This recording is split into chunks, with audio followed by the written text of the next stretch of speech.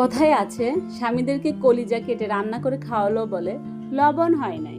আজকে আপনাদের জন্য এমন একটি কলিজা ভুনা নিয়ে এসেছি যেটাতে অবশ্যই লবণ হবে।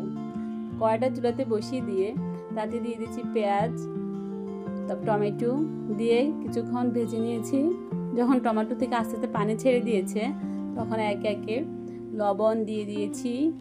লবণটা নিয়ে আবার ঘুটে দিয়েছি। তারপর দিয়ে দিয়েছি মরিচের গুঁড়ো, হলুদের গুঁড়ো। সুন্দর একটা কালার দেখা যাচ্ছে, দেখেই মনে হচ্ছে খুবই ওয়াও ওয়াও।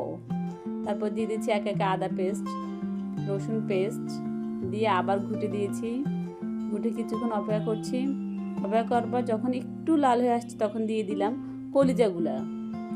কলিজাগুলো দিয়ে বেশ কিছুক্ষণ নেড়ে চেড়ে নিয়েছি। তারপর এক একে দিয়ে দিচ্ছি তেজপাতা, গরম মশলা গুঁড়ো, জিরা গুঁড়ো দিয়ে আবার ঘুটে দিচ্ছি। ঘুটে কিছুক্ষণ অপেক্ষা করতে হবে। তারপর দেখবেন মশলাগুলো আস্তে আস্তে গায়ে লেগে যাচ্ছে এবং কি তেল ছেড়ে যাচ্ছে। তেল যখন ছেড়ে যাবে তখন ঢাকনা দিয়ে দিবেন। দেখবেন একদম সুন্দরভাবে তেল ছেড়ে গিয়েছে। এখন দিয়ে দিতে হবে পরিমাণ মতো পানি। পরিমাণ মতো পানি দিয়ে সব ভালোভাবে মিশিয়ে নেবেন। দিয়ে দিবেন কয়েকটা কাঁচা লঙ্কা, তাতে সুন্দর একটা ফ্লেভার বের হবে।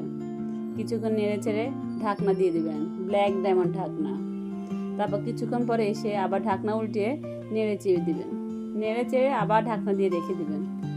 দেওয়ার পরে কিছুক্ষণ অপেক্ষা করতে হবে। দেখবেন আস্তে আস্তে কলিজাগুলো ঘন হয়ে আসছে এবং তেলগুলো উপর থেকে ভেসে আসছে।